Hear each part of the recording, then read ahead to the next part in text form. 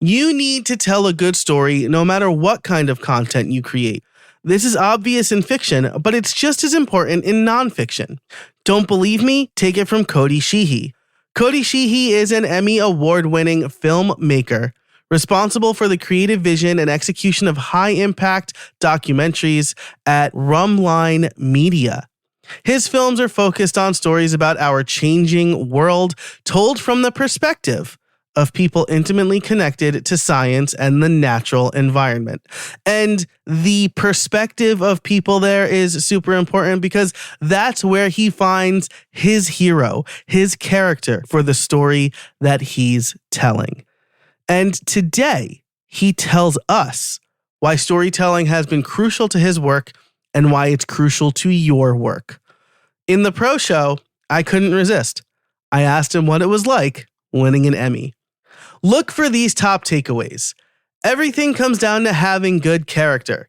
Your audience needs to associate with the character for them to feel connected to your content. This is why I believe long-form content is better than short-form content. While Joseph Campbell's formula for the hero's journey is great in theory, it doesn't always fit perfectly in the real world. But you still need to take elements from it and craft something compelling. And finishing strong should feel like you're running through a house, closing all the doors. Your character needs to grow, and you need to close most, if not all, of the open threads. I truly loved this conversation. It was a little bit different, and I mean, how often do we get to interview Emmy Award winners? So if you want to get the full story, then you can sign up for the Pro Show and get all of the show notes over at howibuilt.it/330. Or if you're listening in Apple Podcasts, it is now an Apple Podcast subscription, so you can sign up right in the Podcasts app. Again, I want to thank Cody for his time. He was very generous with it. We talked for a very long time. It was great, and I shouldn't be delaying you anymore. So let's get into the intro and then the interview. Hey everybody, and welcome to How I Built It, the podcast that helps busy solopreneurs and creators grow their business without spending too much time on it. I'm your host, Joe Casabona, and each week I bring you interviews and case studies on how to build a better business through smarter processes, time management, and effective content creation. It's like getting free coaching calls from successful solopreneurs. By the end of each episode, you'll have 1 to 3 takeaways you can implement today to stop spending time in your business and more time on your business or with your friends, your family, reading, or however you choose to spend your free time. All right, I am here with storyteller and Emmy Award-winning producer, Cody Sheehy. Cody, how are you today? Oh, I'm doing great. Really happy to be here. Likewise, I have been banging the drum on storytelling, especially in podcasting, for a little while now, so this is very serendipitous timing for us. I want to dive right into it with what makes a good story? Like we hear like the 3-act arc and there's the climax, but what in your opinion makes a good story? Well, I think for me, it really comes down to character. And so I feel like when I'm really immersed in a great story, it's a story where I'm associating with that character that's on screen or in my earbuds or whatever, and I can just understand exactly what their challenges are, what drives them, what their weaknesses are. And I think that for me, that's the key. It's character. Yeah, that's really important, right? It's why with certain superheroes or every hero is flawed, right? Because inherently we can't really relate to Superman, but we can relate to Clark Kent. Yeah, exactly. Yeah, it's those flaws that make them human. And also, too, it's like when you're building conflict with a character like Superman, what is the point if he's just Superman and he does not have kryptonite? There has to be some way where you actually feel like there's stakes in the battle, or it could go the other direction. Because ultimately, every story starts out with a story question. You know, it's like, is the boy going to get the girl? We don't know. And so that weakness is critical because the story question needs to be potentially answered either way. And that's why you're going to watch or listen. Yeah, it has to create that tension, right? And even in like basically the first 4 phases of Marvel movies, all kind of followed the same story. It was like you have a hero, he's flawed in some way, there's a conflict, it comes to a head. The climax is he fights a villain that's almost exactly the same as him and perseveres. But those movies are still so popular because there's still the tension and you still create the doubt in the watcher's mind, right? Like, oh, maybe they won't come out of it. Like maybe they'll die this time or whatever, right? Yeah, I mean, those movies are so archetypal in so many ways. Are you familiar with Joseph Campbell? Yeah. He's dead, The Hero's now, Journey. but Hero's Journey. Yeah. So, I mean, when I watch a Marvel movie, I really see that kind of classic Campbell storyline on screen. And Hollywood has sort of adopted that as their summer blockbuster template. And we've seen that movie now 1,000 times, but it's riveting. And watching, to me, another element that's important to it is that there's a coming of age to it. Typically, the hero is sort of an underdog or a young person who doesn't really know who they are yet, and they have to like find that.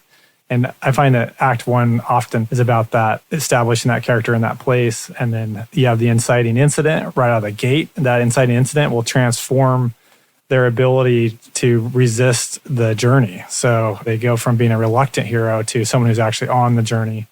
Then you're going to see that character go through some kind of threshold and enter into what they call the shadow world. The shadow world is sort of where it's the larger world out there, but it's also like a world full of dangers and unknown things. So they've kind of left their hometown at that point, and they're going to encounter strange and mysterious forces. And then they're going to meet a mentor who has been there before them and has done it before them, is going to show them the ropes. And I can keep going, but you can see you're going to find those elements almost in every single hero's journey story. Yeah. When I think about the hero's journey, I mean, I feel like Star Wars is like a classic example of like a commonly cited example of it, right?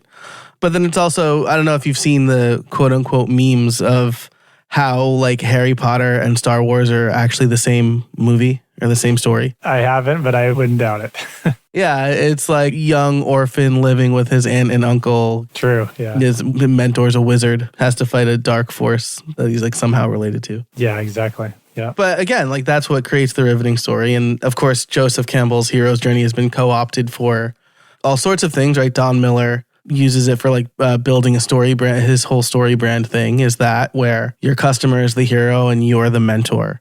But like you said in the beginning, this is really important, right? Our listeners, our watchers, our audience needs to associate with the character in some way, right? They have to relate and they have to feel an emotional attachment, because without that, like you might as well just like read an academic paper or whatever, like just read the facts of the situation. Yeah, I mean, I think as human beings, ever since we're little kids, it's a skill that we're all striving to perfect. It's probably like a genetic thing, but when you get into a group of people, you immediately try to figure out what everybody else is feeling. I mean, just imagine, two human beings encountering each other out on a plane back when we were all cavemen. You got to figure out right away, are they friend? Are they foe? Are they mad? Are they angry? And so we have this mental model and we try to project into that other person, given the clues that they're giving us, and try to become them and understand what they are. And that's empathy. And with storytelling, what you're trying to do is get someone to apply that same human-to-human connection that we're so good at to this fictional character or this character that's on a two-dimensional screen. And when they do that in a deep enough way, that's when that suspension of disbelief happens. And suddenly you get that tunnel feeling.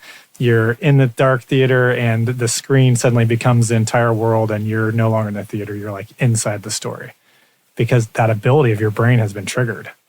And yeah, so I think that's what you're trying to do as a storyteller, is just get that feeling of like full immersion into the story. Yeah, that's such a powerful point, because it is about I know people who question every movie they ever watch. Why would they do that? And most people don't, because of the suspension of disbelief. One of the things that takes me out of it immediately is like terrible dialogue. And again, to continue citing Star Wars, Episode 2, I was rewatching that recently and I was thinking, yeah. And I was like, oh, maybe this isn't actually as bad as I remember it, right? Like it got panned and they get to the scene where like Anakin says, I wish I could just wish away the kiss you gave me. And I'm like, what is that? I know. It's been years since I've seen that, but I think there's a part in there where he's like, I love you. And she's like, no, I love you more. And he's like, no, I love you more. And I was just like going back and forth. Was that in that movie, or am I just? Yeah, it was like I can see the scene where it's like they're in that field and they're kind of like playing around and they're just having just like the dumbest conversation I've ever heard. Yeah, and something that I always wonder too is like, okay, suspension of disbelief is just crushed in that moment. I'm suddenly in the theater looking around at other people, trying to figure out like what it could be more entertaining than this film because I don't believe this anymore.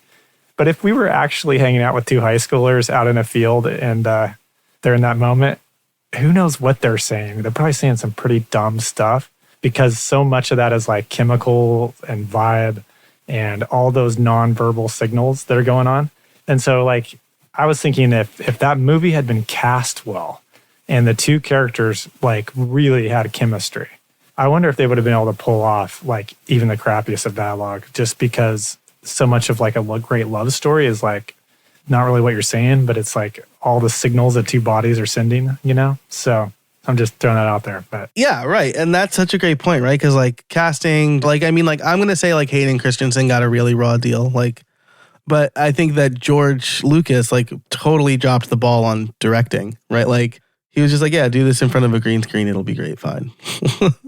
Oh, that's a good point too. That's back when they were really trying out a lot of new technology, and maybe that's what made it all so awkward, is it just didn't feel good. Yeah, that's true, right? Because you get into that uncanny valley too. And this is like, I mean, this is, all of these elements go into storytelling, right? But like, wasn't The Hobbit kind of panned for having too high a frame rate that people weren't used to yet? Yeah, I mean, it was 60 frames per second. And for a lot of film aficionados especially, like that feels really kind of silky smooth and looks a little bit like home video or something you see on TV.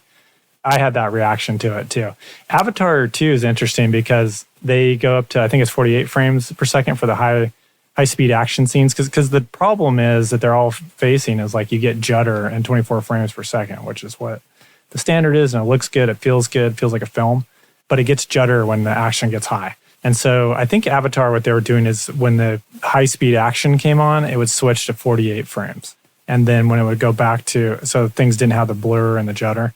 But then in the regular stuff, I believe that it would just go back to the regular frame rate. So that's really interesting. And these are all like, again, bringing it back to story, like these kind of subtle signals, or maybe like ineffable is the word that comes to mind, right? Like when I was making tutorial videos with my friend, I was like, does it really matter that like the cursor is perfectly choreographed? And he was like, people, like they won't be able to put their finger on it, but something will feel off about the video if you don't do things a certain way. They'll just know that something's wrong and they won't be able to say what it is. Yeah. Yep. Because film is a language. And although people may not be able to write this language very well or understand it, they definitely know how to read it. They read it really well because we consume a ton of media. And yeah, so maybe there's like a subtle little rule that you were violating. And I think it's also totally apparent, like when you look at an older movie from, I don't know, like 1950s and even now, like the 60s and 70s, when I go back and watch some of those films, the language has changed, especially in the pace of editing. I mean, the movies nowadays are cut so fast, and like younger audiences can pick up like just a single frame and they're going to get, oh man, the missile went left to right there. Whereas like in the old days, you know, they would like literally show the missile fly across the screen and, you know, and we'd like spend 3 seconds on it like, yes, I got it, left to right, you know. Yeah. I know where we are in space here. But so yeah, it's like the language changes over the years. Oh, that's so funny. You know what that reminds me of? And then I want to move on to kind of the next topic here. But what that reminds me of, I bought like the Warner Brothers released like their 100 most popular movies or their 100 most important movies, or like a DVD set. And the first one was just called The Hotel, and it came out in like 1930 or maybe 1932.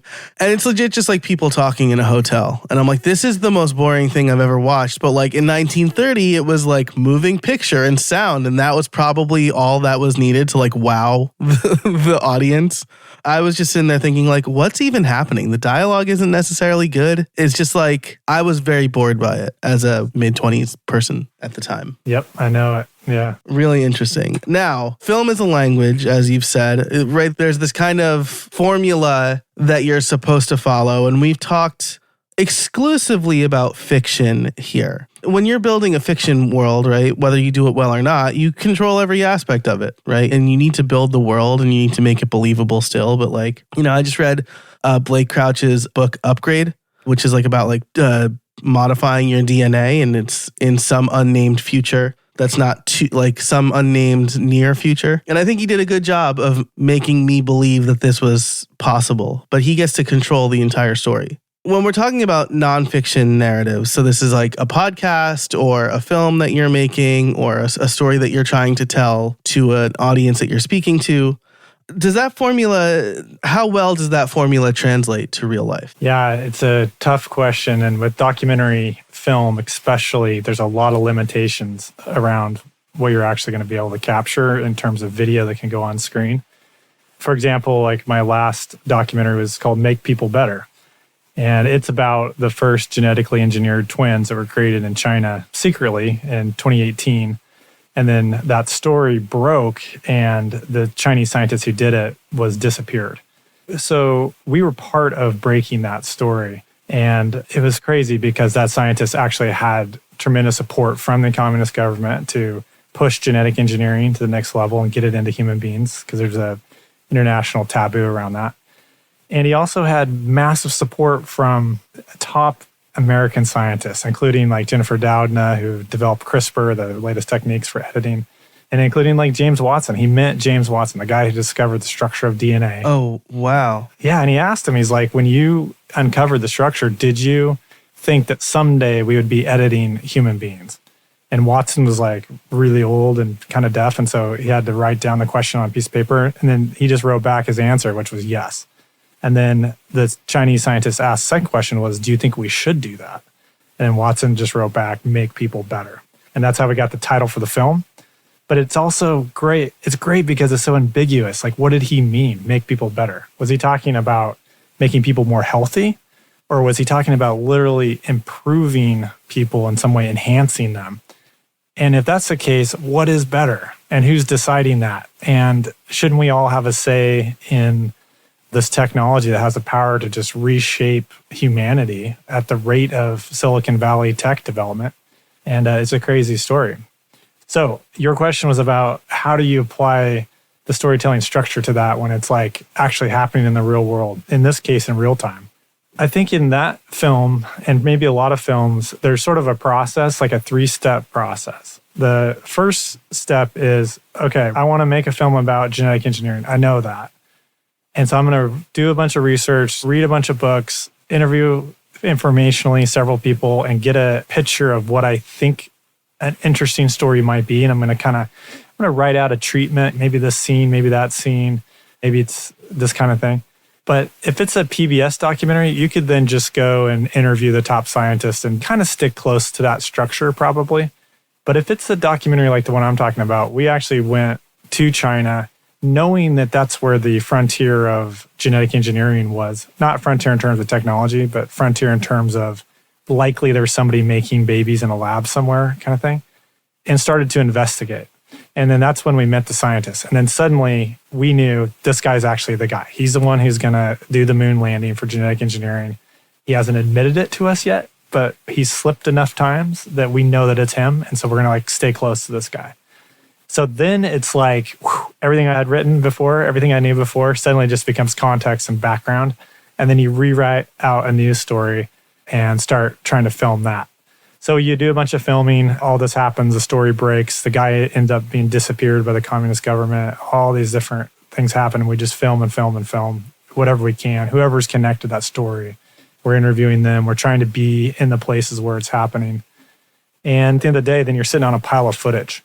And this is where it gets kind of weird, because at this point, the real world quits giving you input.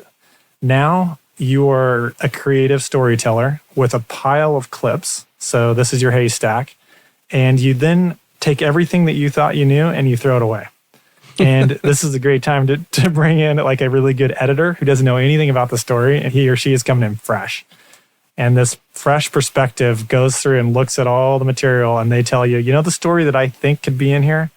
And the director and the editor really start to work together to be like, well, that's close to reality, but we're missing this one thing. What do you find in there? And you just keep going back and forth, back and forth. And we also had a great writer too. So the writer would also help us go through these scripts that are being written out based on transcripts from the material we had until we have a rough edit.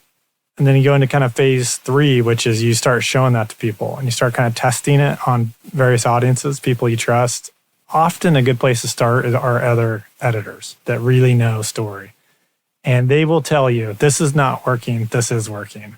You're missing this scene. And I think at that point, you really start to kind of go back to what we talked about at the start of the interview, which is like, okay, we're really missing a mentor here for this guy. And if we could slap in a mentor in this section and figure out who that was and tell that story, we're going to connect a bunch of dots in the story structure for the audience. And that might be important, So you start to kind of look at the structure that and go back to that. And then edit, eventually you get to a fine cut and you start showing that to audiences, see how they react to it. And mainly there, I think you said something really smart at the beginning, which was like, people will tell you, I don't understand this or I don't know. They can't quite put their finger on it, but they will give you, enough people will ping on something and they will give you wildly different reasons of why they don't like it. It doesn't matter what they say. It's just that they all know that there's a problem here. And so then that's where you kind of highlight that one red and go back and start looking at it again and trying to figure out how to make it more clear. It's almost always a problem of the information is not coming through clearly in that area for some reason. And so, I try a different edit, try whatever it takes. Eventually you get to your final product. And so it's very different than, say, a narrative film where you can polish the script and then go spend a lot of money building sets and setting up exact camera motions and everything. It's just, it all happens almost in post. It's kind of crazy. Yeah, that's super interesting, right? And again, aside from me being a huge pop culture nerd anyway, I want to relate this to a couple of pieces of pop culture that we've already mentioned here. One is Star Wars, right? There's I don't know if it's an urban legend, it's disputed at least, that Star Wars, the first movie, was saved in the edit. And then the other thing I'm thinking about is I love the Harry Potter movies. I also read the books. And so my friend and I watched, I think it was the 6th one or the 7th one together, where they really dig into Horcruxes. And he was like, that movie was terrible. And I'm like, how is it terrible? And he made me realize that the movie didn't actually explain what Horcruxes were very well, or that there were a bunch of them. And I was like, oh, I knew that because I read the book. And he's like, you shouldn't have to read the book to get the movie. And I'm like, yeah, that's accurate. So it's just interesting because that series was also kind of happening in real time as the movies were being made. They're relying on the audience to have read the books. That is fascinating. Yeah. Yeah. And it was kind of earth shattering for me. I was like, oh, this is wild. But then if you read the books, you'd also know that they get a bunch of stuff wrong, especially in the 3rd movie. So could you imagine a future where there's this multimedia environment coming at us from all these different directions, like social media, what you're seeing in the theater, what you're reading online, fan fiction, on and on and on.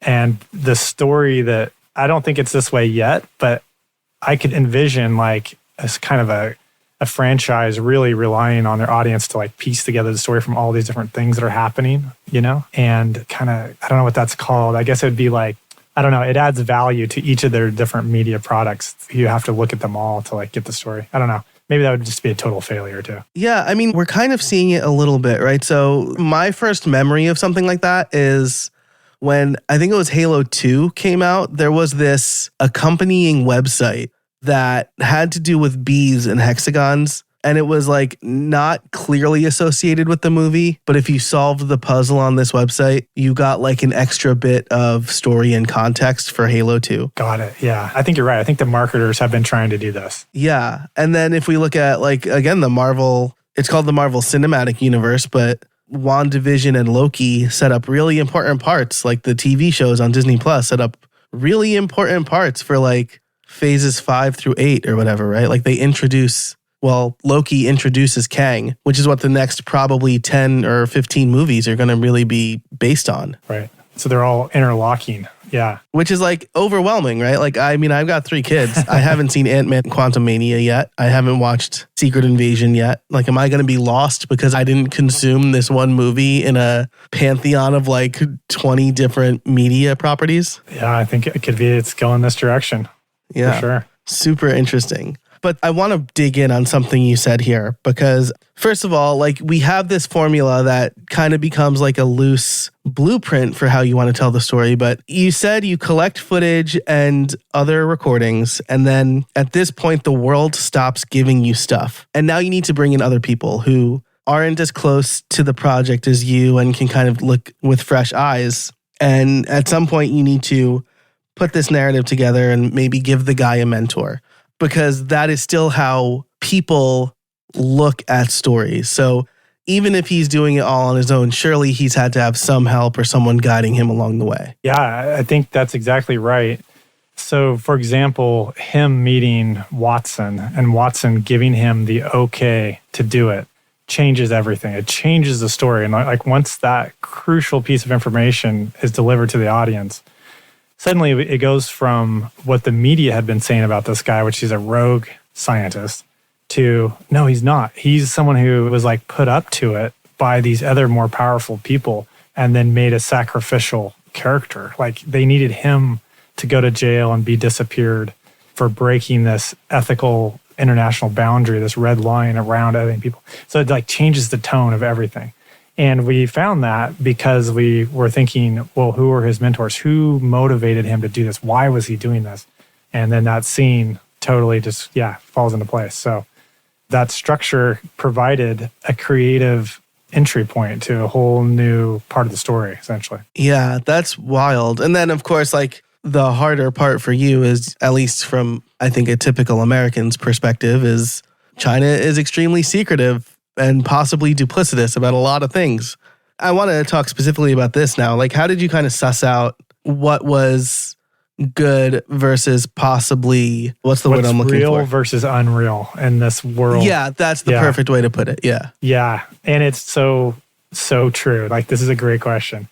So the genetic engineering revolution that's happening right now, just in general, is like in a very high hype state. It's a lot like AI, where everything's getting real hyped right now and companies are getting built, $1 billion are getting invested here or there or whatever. And so everyone's hyping and VCs and stuff. So that same vibe is going on in genetic engineering too. Biotech is going to be the next big revolution, right? Then layered on top of that is what you just said, which is we have this culture, two different powerful cultures are coming into rivalry between the United States and China. And there's a lot of things that are being hidden and a lot of competition and a lot of secrecy around where each of these countries really is. And then the third layer, which makes it even harder, is the scientists themselves are also shadowboxing around this too. So in public, they know the public, because of polling, is not really ready yet to accept the idea that we can radically engineer human beings to have different abilities and whatever. Like, that's just too much for us. Designer babies, like, we're not quite there. But behind the scenes, there's a huge percentage of them, maybe approaching 50%, that think we should go for it. Like, that's just how they view it. I mean, they've been studying genetic engineering their whole lives. They're really smart. They're really great. They think that they can control this kind of power. They're fascinated by it. They want to do the next breakthrough, and they don't want anybody to tell them that you can't. And so behind closed doors, they're like, we want to do this. So how do you separate fact from fiction and all of this? And I mean, the way that we did it was we just interviewed lots of people. I mean, 40 or 50 interviews, and almost none of them were actually in the film. But after a while, you start to kind of get a sense of, okay, we've heard this one thing from like 7 people now. That's probably, they're circling something that's true. And then the other way you can do it too is we've talked to everybody and nobody will talk about this one thing. And so that's something that the herd, there's like a gap here, and that gap is suspicious. So like, let's get inside that and see what that is. And so by kind of mapping out the community and figuring out who is on what side of this and that, and like who knows who, and what are they saying and all of that, you can kind of triangulate some version of the truth. I don't think you can ever get to the truth of anything nowadays just because of the way the world is, 100%. But I think you can kind of, the big picture stuff you can kind of do. Here's a weird little side story about truth, I guess, in China. So first off, it's very difficult to film in China. So we kind of had to sneak in there. But other than that, this weird thing happened. So our team includes this really great researcher at Arizona State University named Ben Hurlbut, and he studies this stuff all the time. That's what he does. He gets a phone call from JK. JK is the Chinese scientist. While JK was under house arrest and disappeared. And he gets more than one of these calls. So he gets like a series of calls from him. And basically JK is like, I want to talk to somebody in the West and just tell my story. And so Ben recorded all of those, and those are really an important, crucial part of our documentary, are these like secret calls that JK made to Ben, this Western researcher. And because JK is faced with like prison time, at one point execution was being floated, and I think he just wanted his story to get out, is what he told Ben. I want the truth out there. At the end of the day, somebody should know the truth. I'm going to tell you. Okay, so that's great. That's interesting. But you start thinking about it a little bit more. There are 12 Chinese secret police guarding this guy outside his room.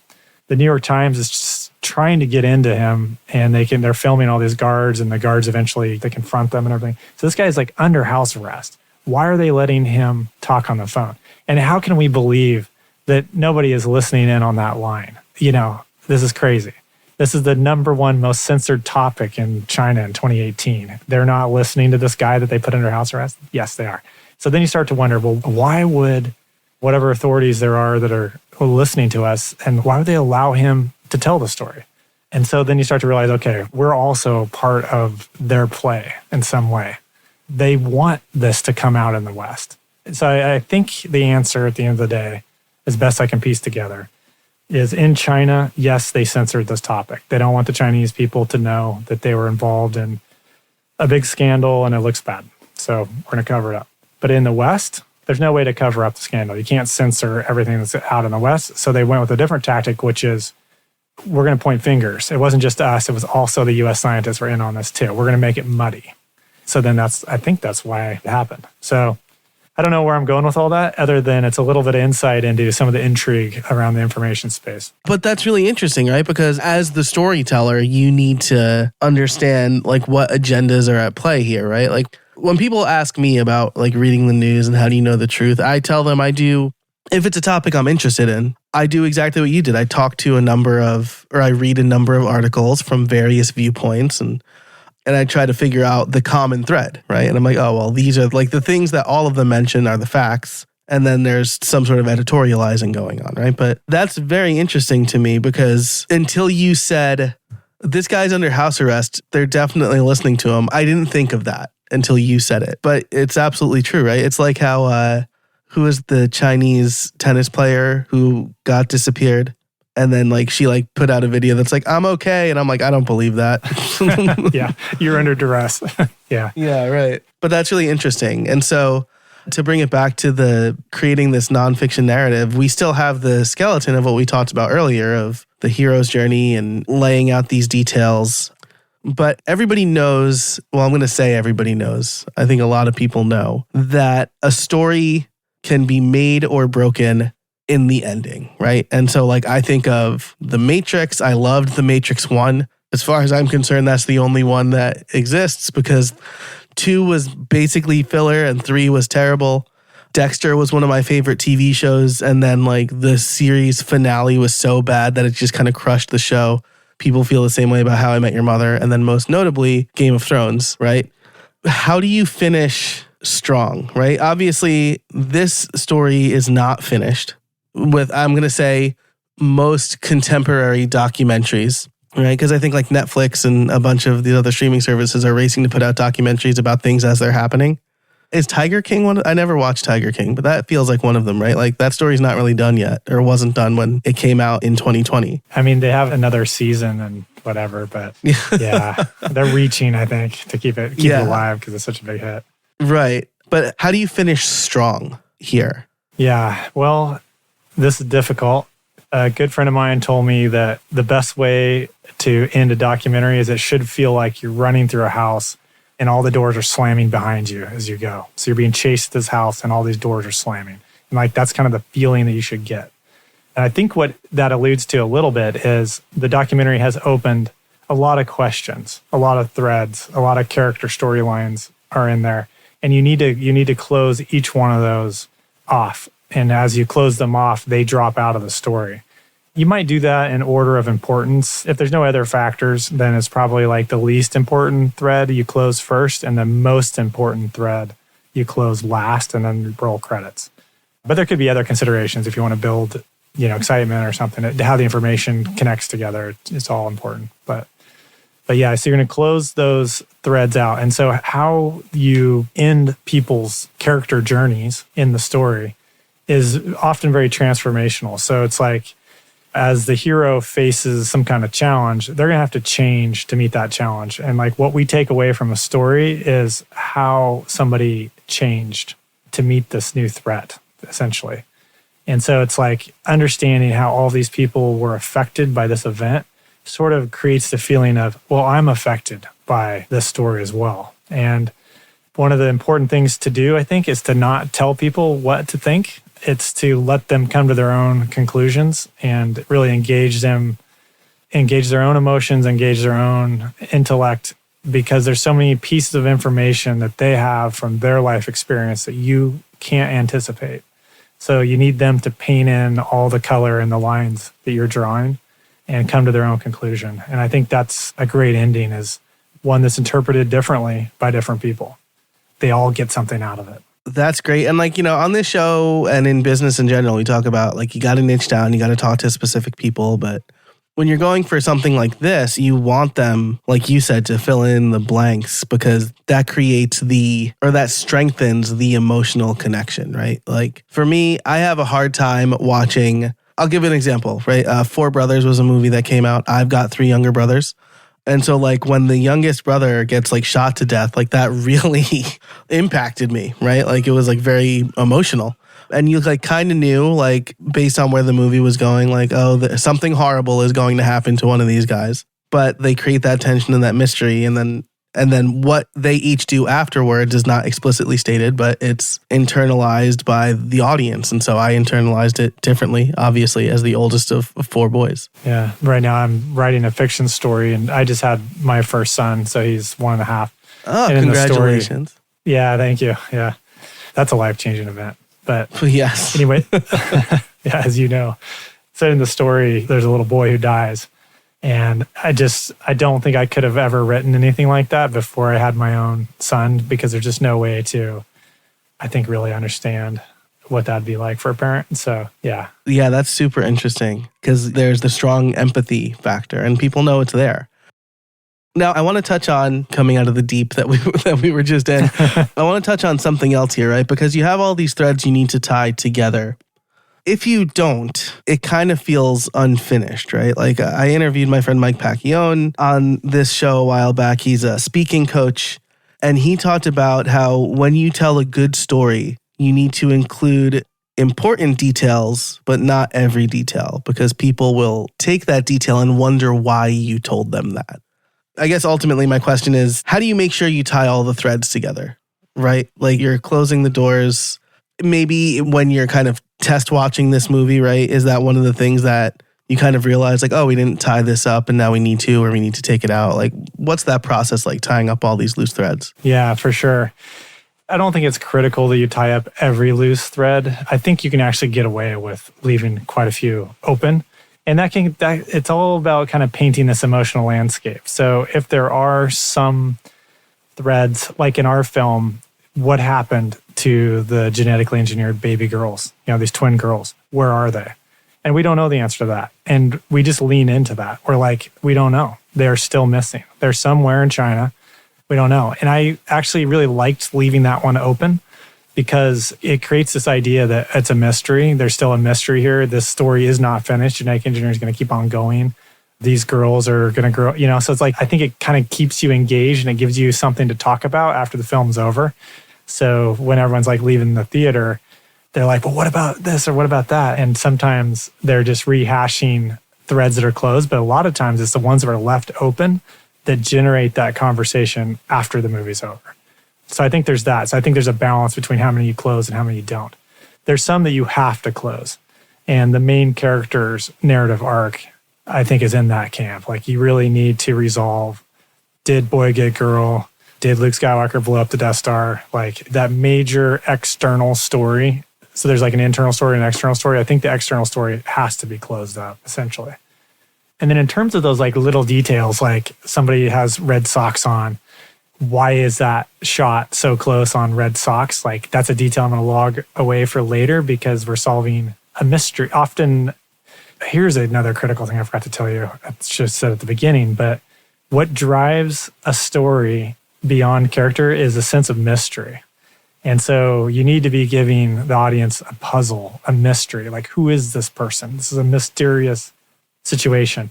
And so you often do that by planting clues, and then people can spend some time trying to figure out what those clues mean and logging them away for later. And I think it's very unsatisfying if you give clues that end up being like totally irrelevant. Not just red herrings, because red herrings can be fun. Like, oh, they took me over there, but it wasn't that. Okay, I understand that clue. It's just a clue there for no reason whatsoever is kind of feels like an error. And so there's a process where you go through everything really with a fine-tooth comb and look for things that maybe are hanging on from earlier edits. Like that red sock was critical because there's a red sock scene later, and then that red sock scene later got cut, and you don't need the clue at the beginning anymore, and you better catch all those. So a little bit of that. That's so funny to me because as you're talking about these things, right? Like, I mean, Star Wars, right? Yes, spoiler alert, Luke Skywalker blows up the Death Star, right? He uses the Force. But like the movie ends seemingly satisfyingly, but like the Empire's still out there. Like we didn't see Darth Vader die. And that was like the first thing that my friend Amy said to me after I watched it for the millionth time and she watched it for the first time. And I know what's going to happen because I know that there are 2 other movies at that point, 5 other movies. She's like, it feels so unfinished. And I'm like, oh yeah, I mean, it's a trilogy, so it is. But like people in 1977 didn't know that. Like they didn't know there were more movies coming out. George Lucas didn't even know more movies were coming out. So that's super interesting. The other thing I want to touch on here, right? Like the main character has to change to meet the challenge. And I guess I'm just going to run through all of my favorite pop culture things here because I feel like that's what made How I Met Your Mother so unsatisfying. I don't know if you watched How I Met Your Mother. I've watched a lot of episodes, but I wasn't like a huge fan, so I wouldn't know each detail. Okay, so I'm going to spoil the ending here for you. Is that okay? Sure, go ahead. Okay, I don't have to, but spoil it because it's going to be harder to make my point. We spend the entire series knowing that Ted and Robin aren't going to get together, right? And that's like a refreshing thing. That's the mystery of it all. It's like, oh, Ted is in love with Robin in season 1, and we know that she's not the kid's mother. So this is going to be great. And then in the last season, the actual mother has like a terminal illness and dies. And then Ted gets together with Robin. And that felt very unsatisfying. Because I'm like, you opened this mystery and then like you just turned it into a typical rom-com sitcom or whatever. Oh, they wasted it. Because like, what a great story premise. Like, who is the mother or who does he end up with? Yeah, that's a great premise. And yeah, they just tossed it in the trash. It's crazy. Yeah. In like the last hour of a hundreds of hours TV show. Like, how cheap is that? Yeah, it's terrible. Yeah. So really, really important stuff here. So we've been talking for a while now, and I want to try to give our listeners a satisfying ending and close some of these threads. So if someone wants to, this is going to be a kind of maybe two different answers here, right? We'll kind of split the baby. How do you think somebody should get into creating documentaries? And then for someone like me who doesn't really do documentaries, but I try to do these kind of nonfiction podcast episode storytelling, like what are the first things that we should think about when we want to approach telling a good story? Yeah. Okay. Well, I think the way to get into documentary is, so typically the first time documentary filmmaker have amazing documentaries. Often that might be the best documentary that they make in their whole career. And it's a great field to like break into because of that fact that first-time filmmakers are the ones who had an amazing story happen in their life that they have access to. They have access to the characters and they have the time to spend, who knows, 5 years. I think 5 years is the average length of kind of your big documentary, you know. Spend time with those subjects, filming them, doing all that stuff. Whereas later when you have quote unquote made a job out of it and you're trying to produce a documentary every 2 to 3 years and you're trying to raise money and you're trying to get the next one and you're trying to network and you're trying to blah, blah, blah. Suddenly you're like a guy in a suit somewhere in an office building or whatever. And you're no longer like that scrappy kid that was like right next to the great story. So what does that boil down to? I think the advice is if you're trying to get started and you see a really amazing story, there is nobody who can tell that but you. It has to be you. And so you should do it because that's going to be a great story. And just film everything you can. If it doesn't make it onto video, it probably won't be in the story. So, oh man, I love that. Always keep the camera rolling, right? Like keep the camera rolling. Totally. There's going to be a question. Man, I know you want to keep this succinct, so sorry, I'm starting to ramble. But often there's a question of like, should I put myself in the story or not? And there's some strong pressures to do that because how else do you make a narrative out of it? Often the story that you're experiencing is the investigation that you're doing. The story reveals itself to you, and documenting that is like an easy way to tell the story. So like you're part of it. But try to shoot it so it can be either way is what I would say. Because if it becomes a major documentary, probably they're going to try to cut around you and cut you out of it. You know what I mean? So just film it both ways. Yeah. There's the danger of like almost making you the hero, right? In that. I mean, is that accurate? That's my first impression, at least. That's exactly right. And the problem is you're not nearly as interesting as the story you're trying to tell. So you should not be the hero, most likely. If you're that interesting, someone with a camera should be following you around. Yeah, someone else should be telling your story, right? Yeah. And it takes a while to like kind of learn that, but that's probably the truth. Yeah. To drive that home, I'm just going to say like Ben Franklin's biography is hailed as like one of the greatest biographies of all time. His biography is not very good. Like he doesn't remember details properly because it's just like 50 years of him journaling. And he doesn't even get to the part where he discovered electricity with the kite. Walter Isaacson's biography of Ben Franklin is much better than Ben Franklin's autobiography. As a cherry on top of that point. Yeah, exactly. Then to flip it around, though, there are situations where it's not the case. So one of my favorite filmmakers is Werner Herzog, like Grizzly Man and all these great documentaries. He's in those documentaries. He's narrating those documentaries. It's his voice. And there's something about him that is interesting. I don't know what it is. At this point, he's famous as well. So there's celebrity status on top of just this mesmerizing quality to his voice. And what a lucky son of a gun, because if you can get away with narrating your documentary and putting yourself into it, you now have total power over that story. You can write whatever you want. You can say whatever you want. You can put yourself in whatever scene you need to.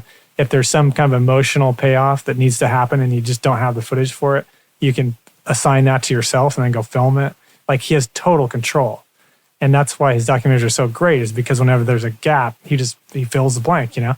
So I guess what I'm saying is like there is a power to doing it too. So you're tempted to go to the dark side and do that. Cody, this has been such a great conversation. I really appreciate you taking the time. If people want to learn more about you, where can they go? They should go to makepeoplebetterfilm.com, and that's where you can get all the links to watch the documentary. And I also want to point you towards the podcast. It's free. It's on that website. You can listen to it on your favorite podcast app.